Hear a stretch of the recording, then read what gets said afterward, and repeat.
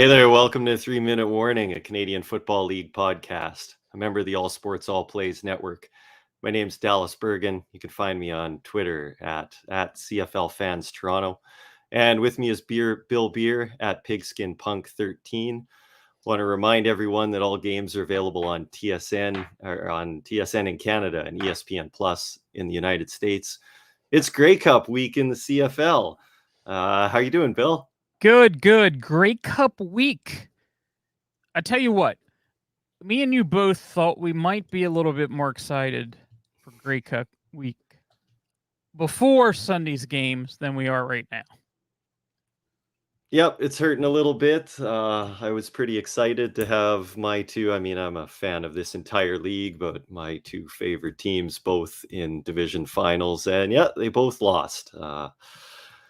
I think those wounds are mostly behind me, but I'm just a little bit sad now, both about some of the aftermath, particularly what happened in Toronto following the game, and a dust up with fans and even executives from those representative fan bases. And I'm disappointed because I'm not in Hamilton right now, just continuing to take caution around this COVID pandemic, and yet I know that much of our CFL family are gathering tonight. The Wednesday night is often the first great meet and greet between fans celebrating Grey Cup week, with events lined up from now through Sunday, and just chatting and engaging online. I'm a little choked. I'm not there this year. Just tough decision to make, but I kept telling myself I can wait one more year, and CFL Fans Toronto and 3 Minute Warning will have a presence in Regina next November, after hopefully what is a closer to normal season for fans in the CFL as well. But yeah. Exactly. So yeah, I don't know. Most of my experience with horrible behavior and fans come from the NFL, of course, and what it sounded like that happened up there is nothing that I ever experienced. I've never experienced anything like that. I think somebody might have tossed beer our way, or a little non-violent verbal abuse or something like that. But I was in Detroit one year in the 90s, and you could see the fights happening.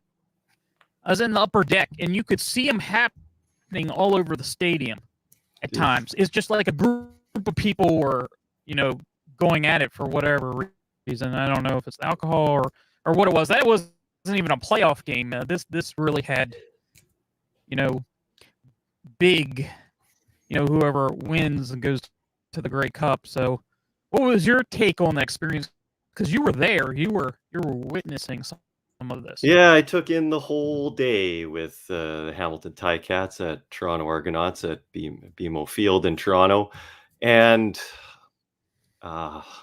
it just, honestly, Bill, it just makes me really sad, because the intense rivalries in this league, and we've talked about them on our shows often with those Labor Day classics with Hamilton, Toronto, Saskatchewan, Winnipeg, Edmonton, Calgary, all teams that are in relative proximity to one another, with great rivalry between the fans and teams that everybody gets up for on game day. But this, showed its ugly side of fandom, and I'll remind everyone that fan is derived from fanatic. And so I often say that the very best fan bases can sometimes be the very worst.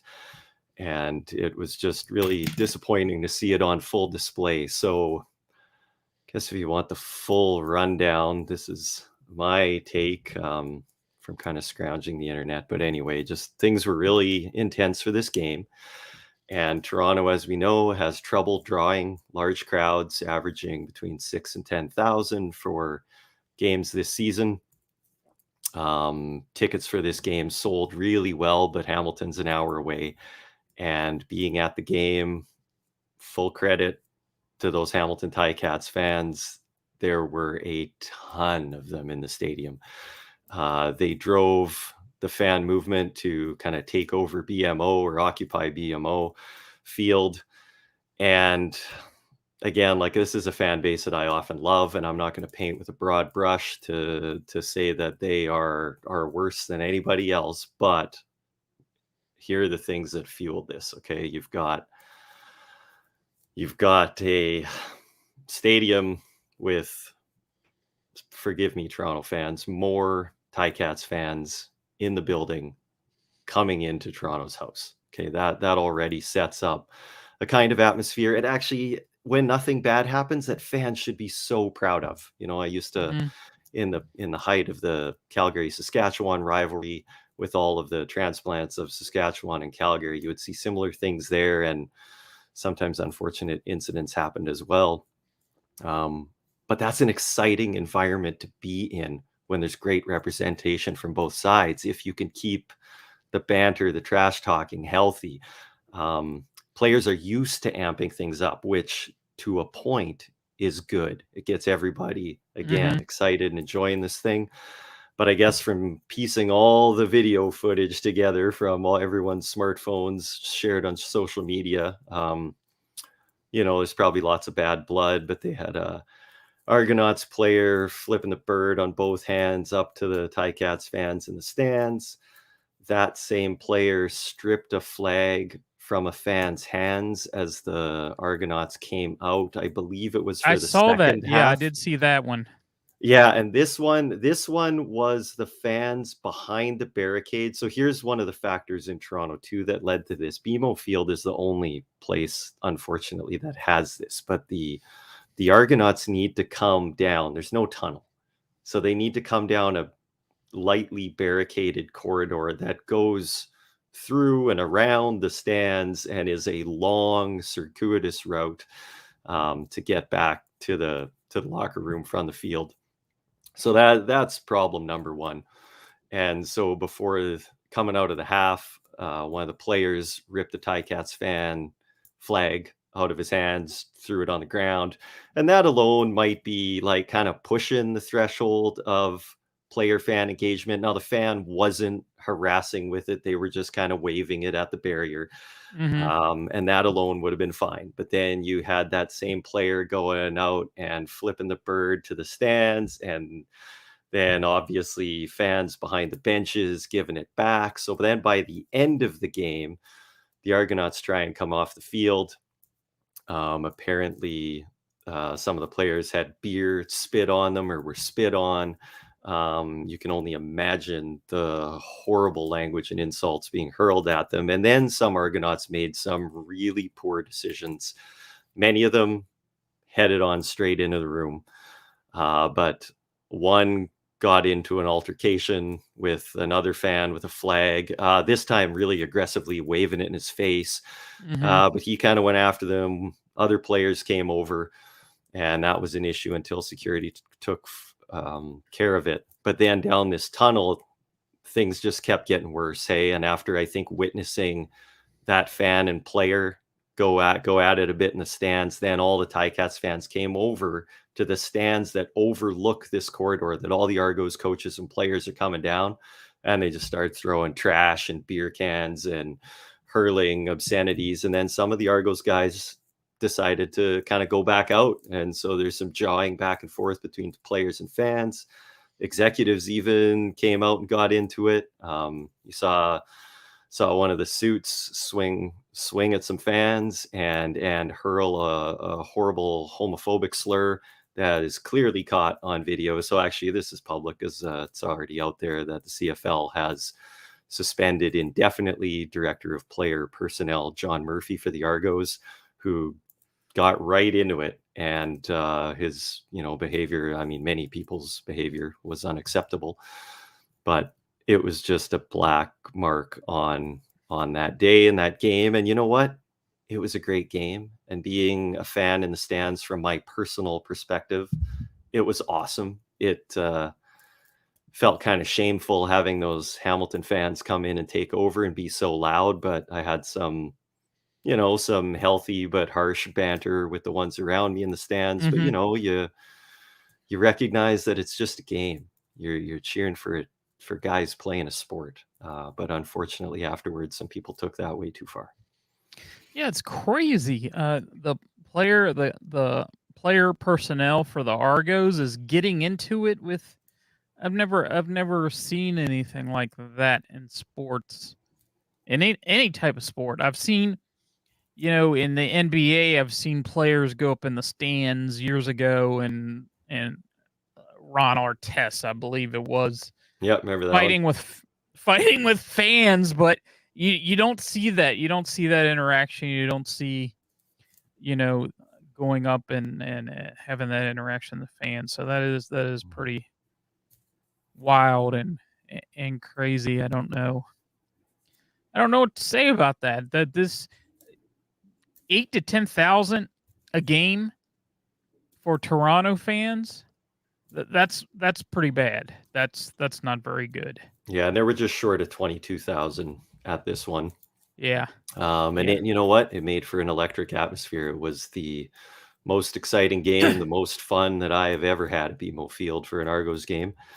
And that just makes it so much more unfortunate to see what transpired there. That Yeah. people take this stuff too far. I am hugely critical of the Argonauts players who got involved for their response, and of course, executives.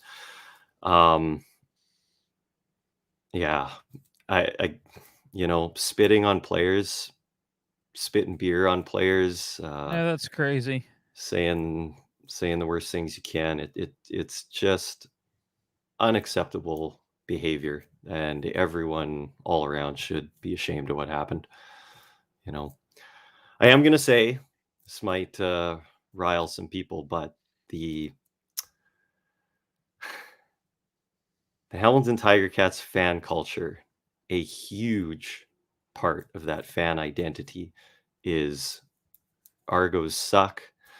They have a worse chant that, kind of verges on the kind of chant you wouldn't want your kids to hear at a game. Mm-hmm.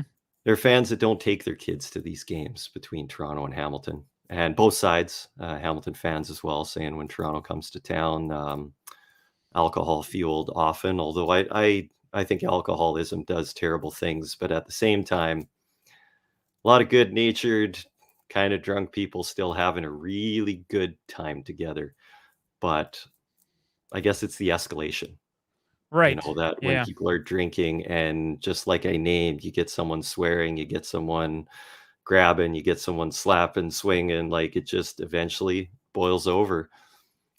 And then people can get sucked into this kind of mob mentality. But there's a real hatred for the Toronto Argos, and the very worst fans that extends to a loathing of the city, and social class and politics and Mm-hmm. all these other things can come into it, and it's ugly. So Yeah. some people Absolutely. have asked for Ticats owner Bob Young or the organization to just make a statement. Again, we're not painting all Hamilton Tiger Cat fans badly with a Mm-hmm. brush, but for someone to just say these people don't represent us, it's shameful.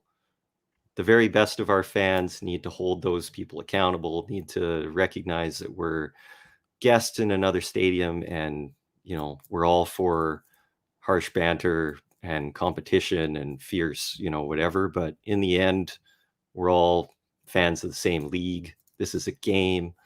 Go out and be ambassadors for the logo you wear on your merchandise, and just keep it to a game.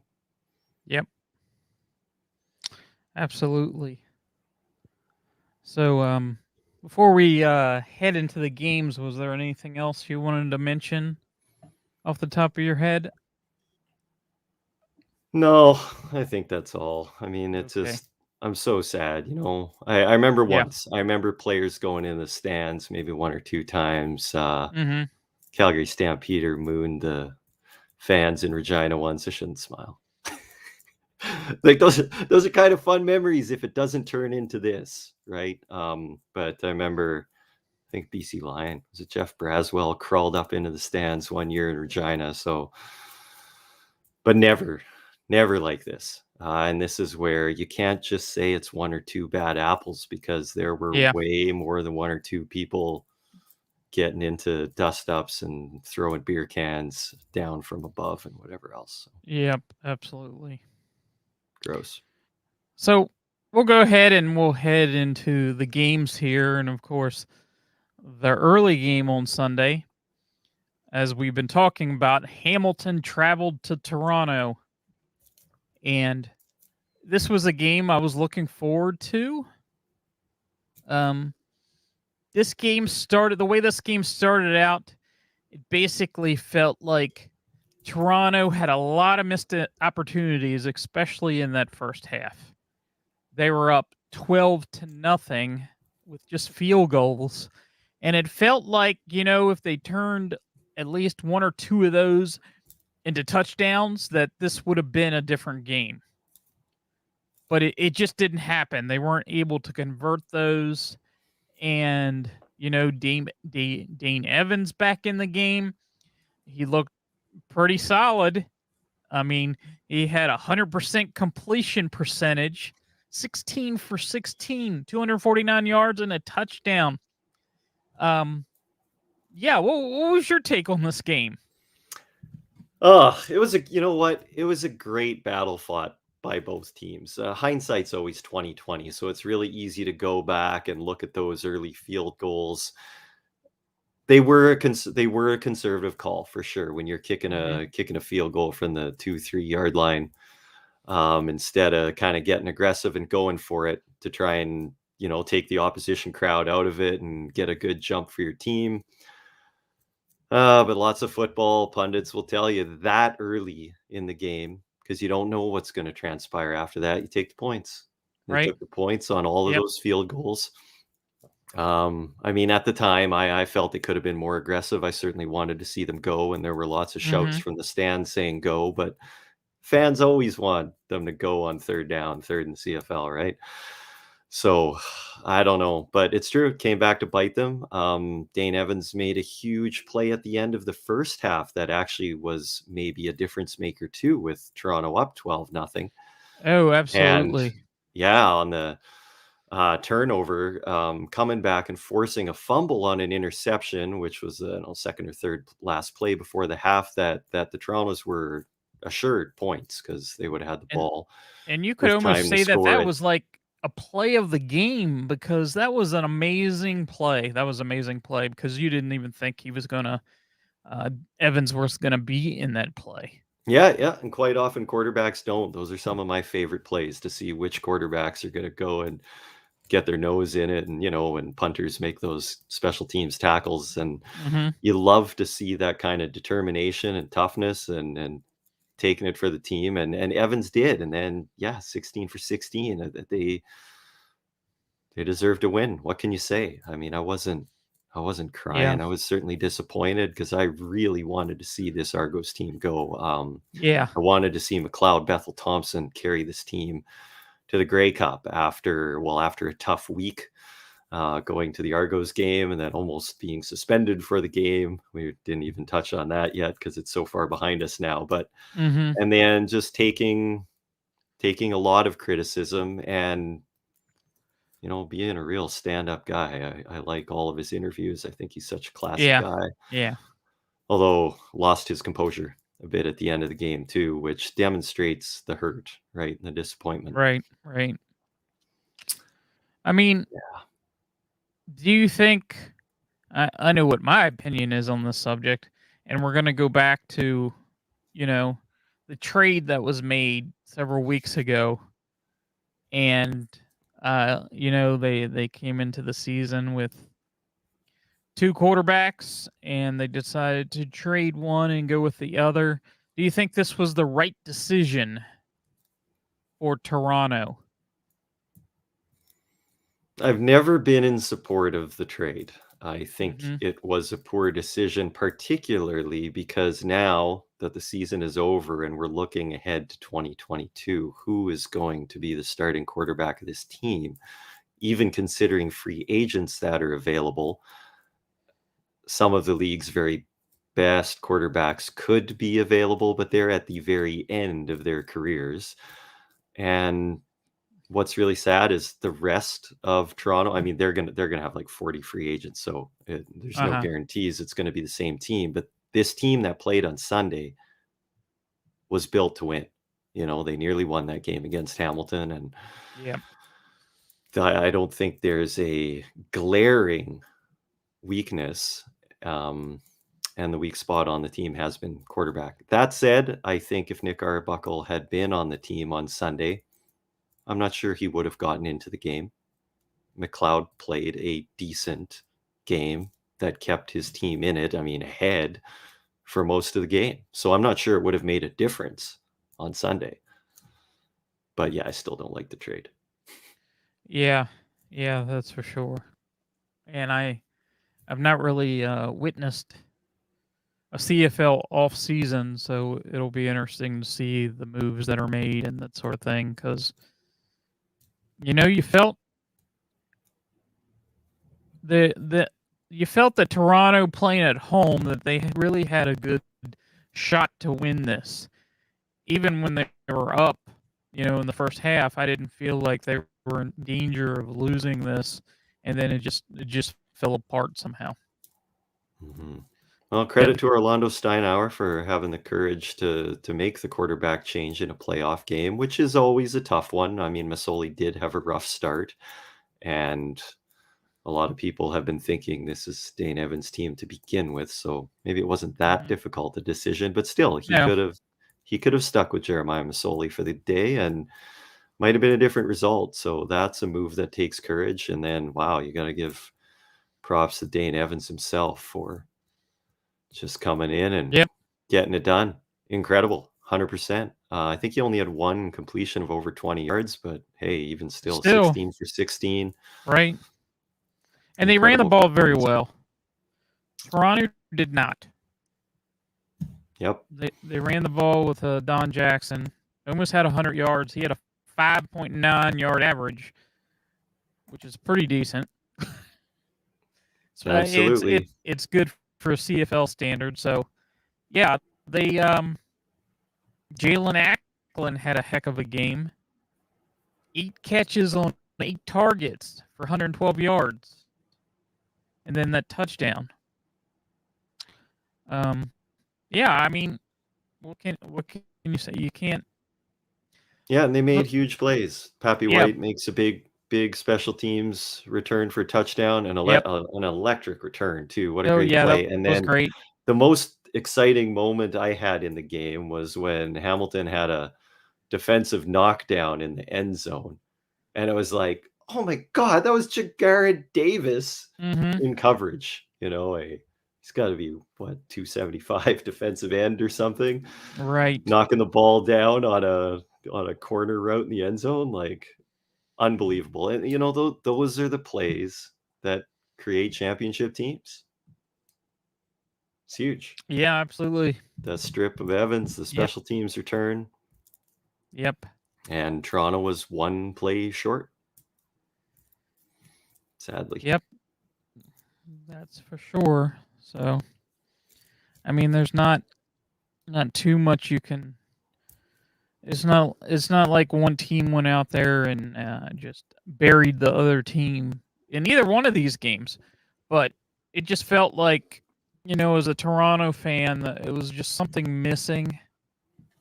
Missed opportunities there in the beginning, but just something was missing. Something was off. I don't know if it was the coaching job or what it was exactly, but something was off. So yeah, they're missing those big plays. Sorry, and just naming one more because Jeff Reinbold is such a great special teams coach. But this was one of the moments of the week that kind of made me smile too. Enoch Mwamba in his pregame presser said, Jeff Reinbold, he's one of the best special teams coaches there are. And we know he's going to show us a different look, run a fake, run something we've never seen before. We're going to be ready. And they faked a field goal and got the first down. And it was a thing of beauty. It was a great play, well executed. It did exactly what it needed to do at that point in the game. And that's what I mean. You make those big plays. As I think about Saskatchewan's 6 turnovers and their loss, if you make the big plays, you're going to win. not always, I guess. Right. So, there are some highlights in this game for players that I look forward to seeing their progression, and one of them has to be Curly Gittens Jr. You have to be, pretty excited about, his progress during the season and what he can turn that into in future seasons. DJ Foster, I don't know what kind of contract he has, if he's just in a 1 year or whatever, but he had some exciting plays this year. There were definitely his receiving definitely helped Toronto at times. I don't know if he's like a dominant, lead running back in the CFL, but he can make some dynamic receiving plays, that's for sure. So did you have anybody like that stood out that you're kind of thinking, okay, if they can just hang around, they could do some good things here in Toronto?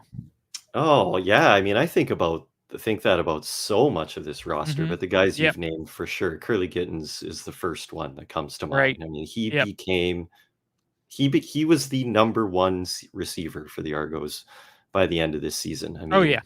just about every game he was the leading receiver, and And you had that's some big with names on this roster, he sure did. Yeah, especially absolutely. receivers that felt like DeVaris Daniels just was a disappointment this year. I mean, this game he had 23 yards on 2 catches. I mean, that's a lot of how the way his season went. I don't know if it was necessarily all his fault, but there wasn't a lot of big plays um in his season for whatever reason. Yeah, You for know, Eric whatever Rod reason, you can't pin that on him, but I think they made him a, top 5 paid receiver in this Yeah, league, and that didn't pay off uh, very well, no. for Then sure. Eric Rogers, he had been injured a little bit. He came back and made a few plays, but just wasn't enough. Just wasn't enough. Yeah, and you know what, I mean, those are deep threats too, and they had so much trouble with the long ball all year long. Yep. Same story. I mean, same story like every game, but Sunday was same thing again, just, probably 4 balls that were a couple of feet too far, and this can make a game too, but you gotta connect on them once in a while, and yeah, it's not Absolutely. Yeah, enough. you gotta just one of those things. The other team made more plays. Yeah. But it is a really good roster. They have lots to be excited about, for sure. Sean Oakman, top of the list, definitely. But I Oh mean, yes. Yep. by the end of the year, that defense and the defensive secondary was playing so well. Defensive line was becoming a menace, like the D line of Winnipeg or Saskatchewan or Hamilton. Like this Toronto team is built to win. It's unfortunate they were missing one really key piece, I think. Sad to say. We'll Yep. see how they figure it out going forward, but lots of good players on the team. Although the number of free agents this offseason is going to be astronomical for every team, and that's sad from a fan perspective as well, because I think all of the teams are going to look remarkably different next season. Yeah. That's tough because fans want to buy jerseys and put players' names on them, and Right. Absolutely. you And know you get a jersey and they're like they're have a good year, and then all of a sudden they're somewhere else. That's that's just right. the life in the CFL, I guess, as we know it right now. That's right. So yeah. So uh, the second game of the afternoon, which was I thought was going to be a pretty exciting matchup because Saskatchewan really had been coming on as of late, and as this game started, Winnipeg had some missed opportunities, to say the least, turnovers. Like a ton of turnovers. They could have been up 21 points, early on, and they just interceptions, fumbles, it just didn't work out. But Saskatchewan didn't really take advantage of those turnovers. I mean, they got 10 points and it was 10-7 at the half. They could have done a little more, but it just didn't. Again, it just didn't work out. There was a catch in that game. It might have been one of the better catches of the year. Was Oh, Kenny Lawler? the Lawler Yes, catch. Yeah, yes, yeah, yes. That was fantastic. was. So, what was your take on this game? Yeah, these two games on Sunday were a little bit similar. Saskatchewan just didn't capitalize enough on the good plays that they made, and in the end, they came up just a little bit short. They got the fast start that they wanted thanks to a couple of Winnipeg turnovers in the end zone or close to the end zone that were huge. I mean, those were huge swings in points. And yeah, in the end, it just wasn't enough. I think if you're a Saskatchewan Roughrider fan, you have to be pretty proud of the way the team came into Winnipeg and competed the entire game. Mhm. Cody Fajardo didn't have a bad game by any means. 19 of 27, that's over Yep. 70%. 265 yards, touchdown, no interceptions. I'll take that any day for my quarterback. Yeah. And yet, going up against Winnipeg Blue Bombers and that fierce defense, Saskatchewan wasn't able to really establish a running game. They kind of had one big play out of William Powell, and that was actually on a reception. And so the running game never really happened. Cody Fajardo didn't run like I think many people thought he would, particularly at the end of the game too. Didn't take the opportunities to run, and instead opted to pass. He was missing, Duke Williams on the play that kind of ended it. Mhm. And you have to wonder if Duke Williams is on the field, if Kyran Moore is on the field. I mean, that play is Kyran Moore's specialty. They missed a couple Yep. of guys for sure at that point in the game. But hey, hats off to the Winnipeg Blue Bombers. They're the best roster and the best coached team in the league, I think. And they played And that they way the showed whole it year. again. Exactly. Yeah, So they played that way the whole year. it's And my first experience seeing Cody Fajar this year, there was times that he just wasn't very impressive, and there was times that he was very impressive. He seemed to me, because I haven't seen him previously, that he was a pretty streaky, especially seemed like early on in the season he started to come on here at the end of the season. I know he had a little meltdown there at one point, but the running game didn't help things out because they weren't really able to run the ball at all this year. I mean, they had 30 yards, 2.9 yard average in this game, but that's how it went like the entire season. There wasn't any big rushing games out of their running backs this year. Yeah, you're absolutely right. And then the other side, you have Andrew Harris coming back from injury, maybe Yeah, rushing for 136 yards. right. Right. Just piling through guys. Yeah. He was pretty amazing. And well, if you look how he's been all year, I mean, he's been in and out with injury, but the times that he's played, he's looked pretty awesome. Yeah, I mean, he's Um, making a case for not just one of the best Canadian running backs, but best running backs the CFL has ever seen. And got to respect that. He bounces back from injury. He's a consistent performer, just gets it done, comes to work, does his job. yeah, He's a great yeah, player. absolutely. So, I mean, this feels like we're talking about these two games. It feels like, you know, um, thought going into this week, we might been pretty happy about one of the games and maybe the other game not so much. We didn't really think there was going to be a possibility that both games were going to go a way we didn't predict. So, um, I don't know. I'm interested to see what Winnipeg's going to do. I have a feeling that they're just going to keep on rolling. I mean, yeah, they did make some errors in this game early on, but they corrected that. They did correct that. Their defense has been playing great all year. You got some big name, defensive ends and linebackers, Adam Big Hill, and they're an exciting team to watch. So, and after what happened in Toronto, I'm sure there's a lot of Toronto fans going to be rooting for Winnipeg. Oh Come yeah, Sunday. just about all Yeah. of them. Yeah, everyone. So. Mhm. So yeah. So the Grey Cup is this Sunday at 6 p.m. Eastern. Before we get into that, do you have any? I know we talked about this in previous weeks. Do you have a standout player? We had talked who's going to be that player of the year, or what do they call it? Yeah, most outstanding player. Yeah, most outstanding player. It's MVP in the NFL.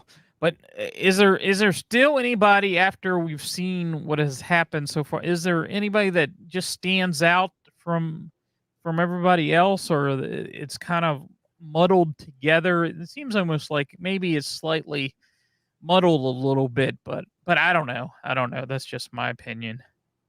Yeah, I'm not sure. I could pull those up and we could talk about them, but we covered them a couple of weeks ago. But Yeah. I just didn't know if somebody, stood out here in the last couple weeks that you said, yeah, well, I one think of the big shocks was the performance of Renee Paredes last week for the Calgary Stampeders, who kicked 94% on field goals throughout the year and had the most long ones too. I mean, he just dominated in the place kicking department, and then had a really rough outing against Saskatchewan, and some of those misses, contributed to that loss. So, yeah, that was one of the big things in the last week. Yeah, absolutely. So Winnipeg and Hamilton, who you got this week?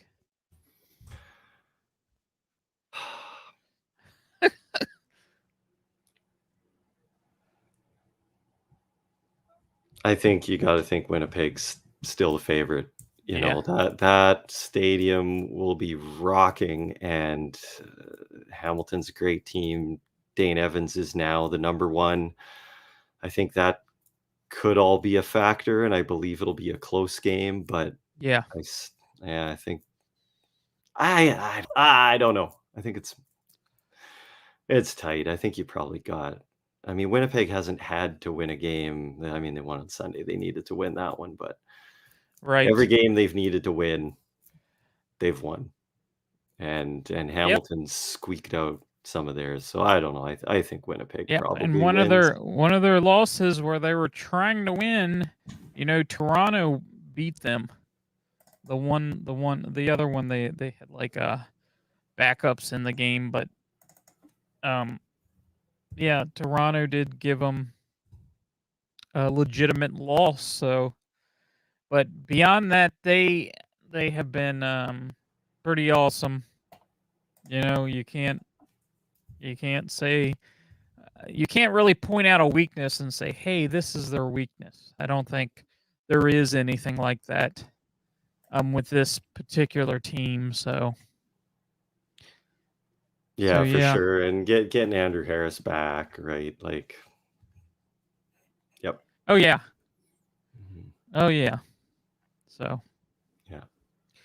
So yeah, I would probably go with Winnipeg also. Actually, yeah, it would be Winnipeg. I hope it's like an entertaining game. I'd like to see that. So it'd be my first Grey Cup experience.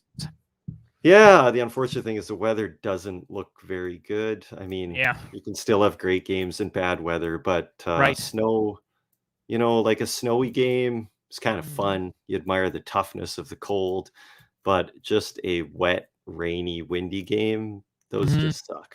Like for everybody. please, you drop the ball, hard to catch the ball. It doesn't create the same kind of memories as a great snow game. Now they had snow on the field for practices today in Hamilton, but forecast for Sunday I think looks just wet. Yeah. So I hope that doesn't spoil a great game. Right. But I guess yeah, we will should be a see. great one though. The stadium's Yeah. going to be rocking. I'd like to see Hamilton win and have their revenge for last year, avenge that loss. I think Hamilton is certainly deserving of winning this Grey Cup too, the way they bounced back from a rough start and pulling things together just at the right time. I think they're a team that's as well coached for sure, pretty close to as good a roster as well. You wonder if Dane Evans had played all season long, if their starting offensive line had played all season long. Winnipeg was very fortunate this year for injuries. They really were able to keep their core together in a way that I don't think any other team was. So there was an advantage for them, and that is an intangible that can't be understated. Yep. So, real quick, I did want to bring up, our fantasy league that we had in our races, and it was pretty competitive for the most part, but we did have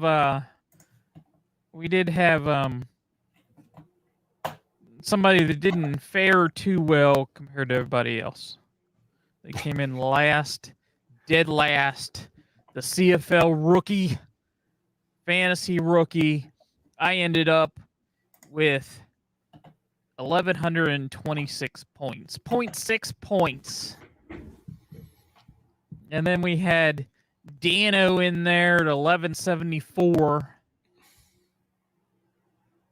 Then we had Cindy.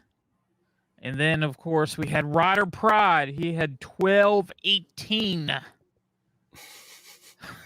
And then the Druinator just blew us all away with 1371 and a half. I learned a lot of lessons, playing fantasy this year, CFL fantasy, of what to do and what not to do, especially early on. And it wasn't. If it was easy, everybody would just, go to what do you call it? One of those sites and put down some money and become a millionaire or whatever. But it's hard to predict.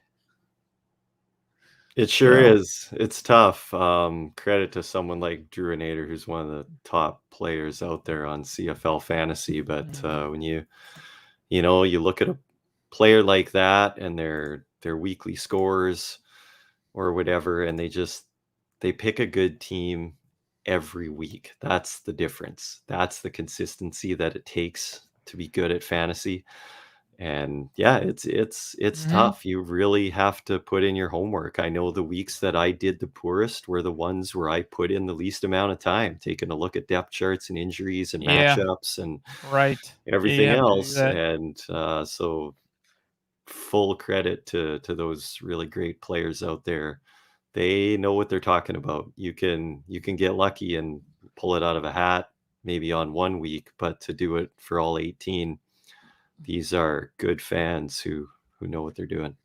Yeah, absolutely. So, any final thoughts or anything? Oh, I guess, we could sort of talk fantasy team this week, although I didn't pick one yet. But no, it's down difficult. to I think you pick 5 players. These ones actually, I will say, is a little bit more of a crapshoot because everybody is going to take 2 starting quarterbacks, 2 starting running backs, and then you only have one more pick left. And so you take the best receiver or maybe a defense. And then, of course, somebody who picks some 5th receiver or some kick returner or something who ends up getting a touchdown is going to end up winning. So it's a little bit different on those weeks when you have all the teams playing with all of the matchups and a longer roster with more players to choose from. But But yeah, we'll see how that goes this week. I imagine it'll be a low scoring affair, so maybe those defenses aren't a bad pick. Yeah, you never know. You never know. Could be, or they could just light it up. But I would imagine with the bad weather, it would lean towards a lower scoring affair. You got some decent running games there, so I guess we will see. That's for sure. Hmm. We will see. So I guess we will. If you don't have anything more to add, I guess we'll go ahead and wrap it up Wrapping up here. season 1. Yes. Hey, well, Bill, this And was so much fun to be able yeah, to share in this together.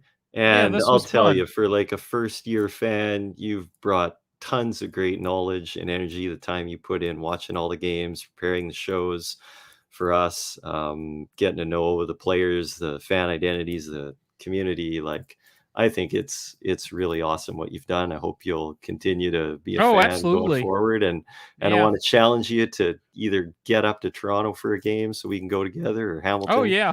or get to the Grey Cup in Regina, because you'll freeze your tail off, but have the best time ever. Yeah. I don't know about freezing my tail off. That doesn't sound overly exciting, but Toronto, definitely, definitely. It's So, good times. we'll be back next week to talk about the Grey Cup results and maybe what we think is going to happen with some of these teams this year. Yeah, we'll get those In free the agent off, lists, because just yes, some of them have come out, so we'll be able to talk okay, about that yeah, quite a bit. yeah, that would be cool. That would be exciting. Of course, you're going to have some new blood too, so it'll be exciting. So, okay, until yeah, this is so we are 3 minute warning, a Canadian Football League podcast. We're live Wednesdays at 8 p.m. Eastern, and we'll be back next week to talk about the Grey Cup. So for Dallas, I am Bill, and we will see you later. If I can get this.